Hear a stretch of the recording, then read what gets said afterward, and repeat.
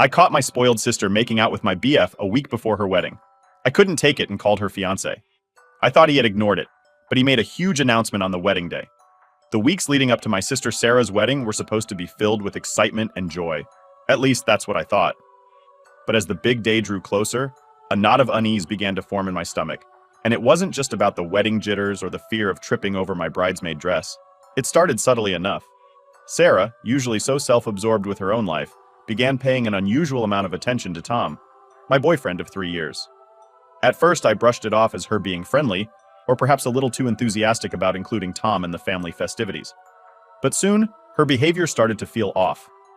At family gatherings, she laughed a little too loudly at his jokes, the kind that usually earned a polite chuckle at best from others. She made a point of sitting next to him, playfully bumping his shoulder with hers or finding some excuse to touch him. A pat here, a light touch on the arm there. It was subtle, sure, but something in the way she looked at him when she thought no one was watching made me feel uneasy. One evening at our parents' house for dinner, Sarah was particularly attentive towards Tom. She asked him all sorts of questions about his work, nodding and smiling as if every word he said was fascinating. I tried to convince myself that she was just being friendly, that maybe the stress of the wedding planning was making me read too much into innocent interactions.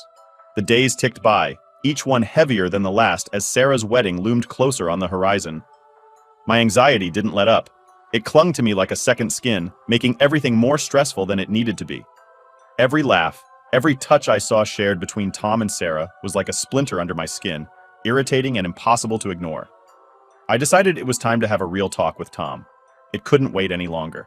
It was a cool evening and we were in our living room, the TV casting flickering lights on the walls, some show playing that neither of us were watching. Tom was on the couch looking relaxed, legs stretched out and a beer in hand. I sat on the other end, my nerves bunched tight as I turned to face him. "Tom, we need to talk about Sarah," I started, my voice steady despite the turmoil inside. He looked over, his brow furrowing slightly. "Sarah? What about her now?" "It's the way she's around you. It's been bothering me a lot." I took a deep breath, trying to keep my emotions from spiking. "Don't you see how she acts with you? It's not just friendly, it's more than that." Tom set his beer down, giving me his full attention now, but his expression was one of confusion. "I really don't know what you mean. Sarah's just being nice. She's about to get married. Maybe she's just happy." I shook my head, frustration building. "No, it's not just happiness. She touches you too much, laughs too much at what you say, and it's always looking for ways to be near you. Can't you see that?" He sighed, rubbing his forehead. "I think you're just stressed about the wedding and seeing things that aren't there. Sarah is your sister. She wouldn't do anything inappropriate." "But I see it, Tom. It's clear as day." The edge in my voice surprised even me. "Why can't you see it too?" "There's nothing to see," Tom said firmly. "And I think you accusing your sister of something like this is going to cause unnecessary drama. We don't need that right now." I felt a pang of hurt at his dismissal, but pressed on. "I need you to at least consider what I'm saying. Watch how she is next time, please." Tom looked at me for a long moment, then nodded slowly. "Okay, I'll watch. But when I see nothing's wrong, we drop this, okay?" "Okay," I agreed, though a part of me doubted he would see what I saw. The next opportunity came soon enough at another family dinner hosted by our parents to finalize some wedding details. I watched like a hawk, my stomach in knots. True to form, Sarah laughed a little too loudly at Tom's jokes, her hand finding his arm in a gesture that was becoming painfully familiar. After dinner, while our parents were busy discussing seating arrangements with the caterer, I pulled Tom aside. "Did you see that? During dinner?" Tom looked genuinely puzzled. "See what?" "Sarah, how she was with you." My voice was low but insistent. Tom ran a hand through his hair, his patience obviously wearing thin. "She was just being friendly like she always is. You're reading too much into it." I felt a surge of frustration, almost overwhelming in its intensity. "It's not just friendly, Tom. Why can't you see it?" He sighed, his expression softening. "Look, I know you're upset. Maybe we can talk to her together, clear the air." The suggestion caught me off guard, but it was a plan at least. "Okay, yes, let's do that." The opportunity came sooner than expected. Sarah came into the kitchen, where Tom and I were talking, her smile faltering slightly as she sensed the tension. "Hey guys, what's up?" she asked, looking from me to Tom. I exchanged a glance with Tom, who nodded slightly. Taking that as my cue, I took a deep breath. "Sarah, we need to talk about how you've been with Tom." Her eyebrows shot up, surprise evident on her face. "What do you mean?" I took another deep breath, my hands trembling slightly. The way you act around him, the touching, the laughing, it's making me uncomfortable.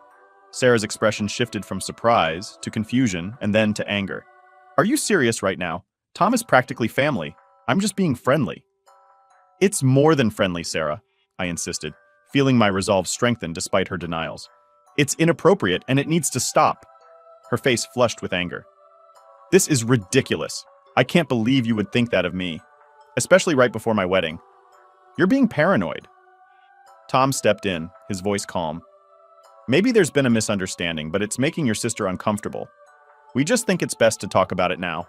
Sarah shook her head, disbelief written all over her face. I don't even know what to say. I'm not doing anything wrong. You're both being absurd. With that, she stormed out of the kitchen, leaving Tom and me standing there, the air thick with tension. Tom turned to me, his expression unreadable. I tried, but I really think you're wrong about this. I wanted to argue, to scream that I wasn't wrong, but the look on his face stopped me. Instead, I nodded, feeling more alone than ever. That night, as I lay in bed, the weight of the day pressed down on me. I had stood up for what I believed, yet it felt like everything was slipping through my fingers. My relationship with Tom felt strained, and my relationship with my sister seemed irreparably damaged. As sleep eluded me, I wondered if I had indeed made a terrible mistake, or if the truth was something even more painful than I had imagined. A week before the wedding, the air was thick with tension, and the fallout from our kitchen confrontation hung over us all like a dark cloud. I tried to go about my days as usual, but everything felt off. The easy laughter and lightness that usually filled my relationship with Tom were replaced by strained silences and awkward conversations. I couldn't shake the feeling that everything was spiraling out of control. And deep down, I feared what I might discover if I kept pulling at threads that everyone else wanted to leave untouched. The final straw came unexpectedly on a sunny Saturday afternoon. My parents had organized a casual family barbecue at their house, a sort of last celebration before the big day. I arrived with Tom, holding on to a sliver of hope that maybe, just maybe, we could get through the day without any incidents. My sister greeted us with a smile that didn't quite reach her eyes, and I tried to return it, but my smile was just as forced.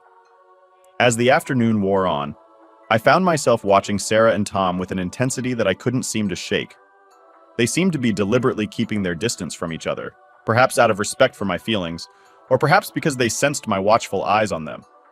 Either way, it did little to ease the knot of anxiety in my stomach. Needing a break from the crowd, I excused myself to go inside and use the restroom. The house was cool and quiet, a welcome respite from the sun and the simmering undercurrents of family tension outside. I lingered a few minutes longer than necessary, washing my hands and staring at my reflection in the mirror, trying to talk myself down from the edge of panic that seemed ever present these days. When I stepped back outside, the chatter and laughter of the barbecue reached my ears, a normal family scene. But my eyes were searching for one thing only. I scanned the yard until I found Tom, and my breath caught in my throat. He wasn't alone. Tucked away in a secluded corner of the garden, he and Sarah were deep in conversation. I couldn't hear what they were saying, but the way they stood close, their bodies angled toward each other, sent a surge of anger through me. Without thinking, I started walking towards them, my steps quick and silent on the grass. As I drew closer, I could see Sarah's hand on Tom's arm, her head thrown back in laughter at something he'd said. The sight was like a physical blow, and I felt momentarily dizzy with hurt and betrayal. "Hey!" My voice came out louder and sharper than I intended, and they both jerked apart, turning to face me with wide eyes. Sarah's hand fell from Tom's arm as if burned, and Tom's face was a mask of guilt. "What's going on here?" I demanded, my voice shaking with barely controlled anger. "It's not what it looks like," Tom started, but his voice sounded weak even to his own ears. "Really? Because it looks like you're having a pretty cozy little chat away from everyone else," I snapped, my eyes fixed on Sarah, who was now looking anywhere but at me. "Listen, it's not—" Sarah began, but I cut her off. "I've seen enough." The words were cold, final. I turned on my heel and walked away, the sound of Sarah calling my name echoing behind me. But I didn't stop. I couldn't. Every step took me further away from the betrayal, but not from the pain that throbbed in my chest like a second heartbeat. Back at the house, I grabbed my purse and keys, my movements robotic. Tom followed me inside, his pleas for me to listen to him falling on deaf ears. "I can't do this right now, Tom. I can't," I said, my voice breaking as I spoke. The sight of him, so familiar yet so foreign in that moment, was too much to bear. "Please just give me a chance to explain," he implored, reaching for me. But I stepped back, putting distance between us. There's nothing you can say that would make this okay, I said, the finality in my voice making him flinch. I left then, the door closing behind me with a soft click that sounded like the end of everything. The drive home was a blur of tears and red traffic lights, and when I finally got there, the silence of the empty apartment was a stark contrast to the turmoil inside me. That night I lay in bed, staring at the ceiling as the shadows shifted. The pain of what I had seen was a living thing inside me, growing and twisting with each passing hour. It was in those quiet, dark hours that I made my decision. I couldn't go to the wedding. I couldn't stand there and watch my sister marry as if nothing had happened. And I couldn't look at Tom, not without seeing the garden scene replayed over and over in my mind. The next morning, I called Sarah. My voice was calm, detached, as if I was talking about someone else's life. "I won't be at the wedding," I said simply. There was a long pause, and then, "Why? Because of what you think you saw?" "Yes, because of what I saw," I replied, my voice steady. "You're making a mistake," she said, her voice low, but I could hear the edge of desperation in it. "Maybe, but it's mine to make," I said, and hung up. The decision brought me no peace, only a deep, aching sadness that settled in my bones. But it was done. I had drawn a line, one that I couldn't step back from. Not now. The only thing left to do was to move forward, even if I had to do it alone. The days following my decision to skip Sarah's wedding were some of the longest and most painful of my life. Each morning I woke up with the hope that the previous days had been just a bad dream, only to be met with the harsh reality that they weren't. My relationship with Tom was in shambles, my family ties were fraying, and my emotional state was a wreck. I stayed in my apartment, my phone constantly buzzing with calls and texts from various family members and friends asking what had happened, why I wasn't going to be at the wedding, and if I was okay. I ignored most of them, not ready to face the questions or the inevitable judgments that would come with my answers. Tom's messages were a mix of apologies, explanations, and pleas for me to talk to him. I read each one, a part of me longing to hear him out, to find some way to fix everything. But the images of him and Sarah together were too fresh, too painful. I couldn't just pretend nothing had happened. After a couple of days of relentless messaging, I replied with a simple text. "We need to take a break. I can't deal with this right now." He responded almost immediately. "Please, don't do this. We can work through it." But I wasn't sure if that was true. The trust was broken, and I didn't know how, or even if, it could be repaired. I turned off my phone after that, the silence in my apartment a welcome relief from the constant reminders of everything that had gone wrong. The day of the wedding arrived, and with it, a sense of finality. I knew that whatever happened today would likely set the tone for my relationship with my family going forward. The weight of that thought was suffocating. I spent the day alone trying to distract myself with books and TV shows, but nothing could hold my attention. My mind was a whirlwind of thoughts and emotions, replaying the past few weeks over and over. I felt a mix of anger, sadness, and a deep, gnawing guilt that maybe I had overreacted, that I had ruined my sister's wedding over something that might have been innocent. The next few days were tense. My sister wasn't speaking to me. My parents called, wanting to know why Sarah was so upset. I tried to explain, but I could tell they thought I was overreacting to the wedding, was getting closer, and I didn't know what to do. I was supposed to be a bridesmaid, but now I wasn't sure if Sarah even wanted me there. My boyfriend was still invited, and he said he thought we should both go to show there were no hard feelings. But the thought of watching my sister walk down the aisle, knowing how upset she was with me, made me feel sick. I tried to call Sarah a few times, but she didn't answer. I left voicemails apologizing, saying we needed to talk, but she never called back. I even went to her apartment, but she wouldn't open the door. As the wedding day got closer, I felt more and more anxious. My boyfriend kept telling me to relax, but everything would blow over. But I wasn't so sure. I had a nightmare where I showed up at the wedding, and everyone turned to stare at me, whispering and pointing. I woke up in a cold sweat. Update 1.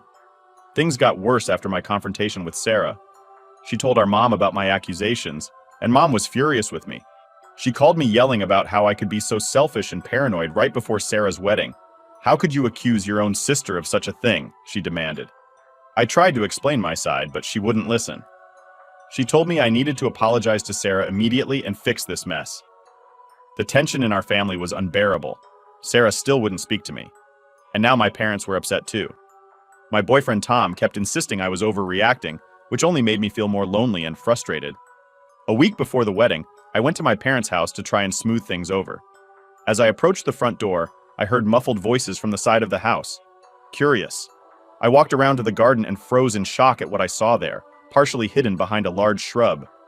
Were Sarah and Tom. They were locked in a passionate embrace, kissing deeply. Tom's hand was under Sarah's shirt and her legs were wrapped around his waist. They were so engrossed in each other that they didn't even notice me standing there. I felt like I'd been punched in the stomach, all the air left to my lungs, and for a moment I couldn't move or speak. Then, as the reality of what I was seeing sank in, a wave of anger and betrayal washed over me. "What the hell is this?" I screamed. They jumped apart, looking guilty and shocked. Sarah's face went pale while Tom started stammering. "It's not what it looks like." But it was exactly what it looked like. All my suspicions, all my fears that everyone had dismissed as paranoia were suddenly confirmed in the worst possible way. "How could you?" I choked out, tears streaming down my face. My own sister and my boyfriend? Sarah started crying too. "I'm so sorry," she sobbed. "We didn't mean for this to happen," but I couldn't bear to hear their excuses. I turned and ran back to my car, ignoring their calls for me to come back. As I drove away, my phone started ringing. First time, then Sarah, then my mom. I ignored them all. When I got home, I packed a bag with some clothes and essentials. I sent a text to Tom. "We're done. Don't try to contact me again." Then I turned off my phone and left.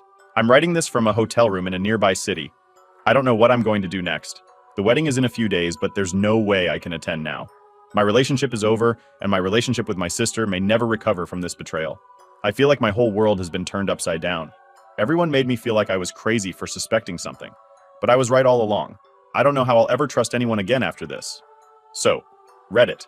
Any advice on how to move forward from here would be appreciated. Update 2. After the shock of catching my sister Sarah with my now ex-boyfriend Tom, I spent a few days in a daze, barely able to process what had happened. My phone was flooded with messages and missed calls from both of them, as well as from my parents. But I couldn't bring myself to respond. Eventually, I realized there was one person who deserved to know the truth: Mark, Sarah's fiancé with a heavy heart. I called him when Mark answered. I could hear the confusion in his voice. "Hey, what's going on?" "Sarah has been a mess, saying you've disappeared and won't talk to anyone." I took a deep breath and told him everything. I explained my initial suspicions, how everyone had dismissed my concerns, and finally, what I had witnessed in my parents' garden as I spoke. Mark remained silent, only occasionally making a sound to indicate he was still listening. When I finished, there was a long pause. Finally, Mark spoke, his voice low and controlled. "Thank you for telling me. I need some time to think about this." That was all he said before hanging up. I sat there staring at my phone, wondering what he would do with this information. As the wedding day approached, I heard nothing from Mark or my family. Sarah had stopped trying to contact me, and I assumed she had convinced Mark to forgive her. The thought that she might actually get away with this, that she would get her happily ever after, while my life lay in ruins, made me feel sick. I decided not to attend the wedding. I couldn't bear the thought of watching Sarah walk down the aisle, knowing what she had done. Instead, I planned to spend the day alone, trying to figure out how to piece my life back together. However, the evening of the wedding, I received a call from my cousin Emma. Her voice was hushed and excited. "Oh my God. You won't believe what just happened." Confused? I asked her what she meant. Emma launched into her story, so everything seemed normal at first. Sarah looked beautiful in her dress, and Mark was standing at the altar. But when it came time for the vows, Mark stepped forward and said he had an announcement to make. My heart started racing as Emma continued. Mark told everyone that he couldn't go through with the wedding. He said, "I can't marry someone who would betray her own sister and ruin her life by getting involved with her boyfriend." Sarah went completely pale. Then Mark turned to your parents and said, "I'm sorry, but I think you should know the real reason why your daughter hasn't been speaking to any of you." Emma went on to describe the chaos that ensued. Sarah burst into tears. My parents looked shocked and confused, and the guests started whispering among themselves. Mark apparently walked out of the church, leaving Sarah sobbing at the altar. It was like something out of a movie. Emma said, "Everyone's still in shock. Your parents are trying to get the full story from Sarah, but she's a complete mess." I sat there stunned. Part of me felt justified that the truth had finally come out, but another part felt sad for the pain this would cause my family. "Are you okay?" Emma asked when I didn't respond. I don't know," I answered honestly. I never wanted it to end like this. After talking to Emma for a bit longer, I hung up and sat in silence, trying to process everything. The truth was out, but at what cost? My relationship with Tom was over. My bond with Sarah was shattered, and now my entire family was in turmoil. I realized that while the truth had come to light, it didn't magically fix everything. I still had a long road ahead in terms of healing and rebuilding trust. But for the first time since this whole ordeal began, I felt a small sense of relief. At least now I could start to move forward without the weight of unspoken truths holding me down. As for what comes next, I'm not sure. I know I'll need to face my family eventually. But for now, I'm taking it one day at a time. If nothing else, this experience has taught me the importance of trusting my instincts and standing up for myself, even when others doubt me. To those who supported me through this ordeal, thank you. Your words of encouragement meant more than you know, and to those in similar situations. Remember, trust your gut, and don't let anyone gaslight you into doubting your own perceptions. Update 3. I thought things couldn't get worse, but I was wrong. The day after the wedding disaster, I woke up to dozens of notifications on my phone. At first I ignored them, still too exhausted to deal with any more drama. But when I finally checked, my heart sank. Sarah had posted a lengthy emotional rant on Facebook, painting herself as the victim in all of this. She claimed I had always been jealous of her, that I had been trying to sabotage her wedding from the start, and that I was mentally unstable. She didn't mention Tom by name, but she heavily implied that I'd made up the story about them to ruin her life. And to make things worse, she hinted that I'd been the one flirting with her fiancé, Mark, in some twisted attempt to steal him from her. The comments were full of people supporting her, saying things like, "Stay strong, girl," and "Your sister sounds toxic, you're better off without her." Even people I thought were my friends were commenting, agreeing with her narrative. I felt like I was losing my mind. I tried to stay calm, but it wasn't long before my phone started blowing up again. This time it was messages from my parents. They'd seen Sarah's post and were demanding to know why I was dragging the family through the mud. My mom was especially harsh, saying things like, "We raised you better than this, and I can't believe you'd try to destroy your sister's happiness out of spite." I tried to explain again what I'd seen, but they wouldn't listen. They were convinced I was lying, that I was just jealous of Sarah's perfect life, and that I was trying to ruin it out of some deep-seated resentment. My dad even threatened to cut me off financially if I didn't apologize and publicly retract my lies.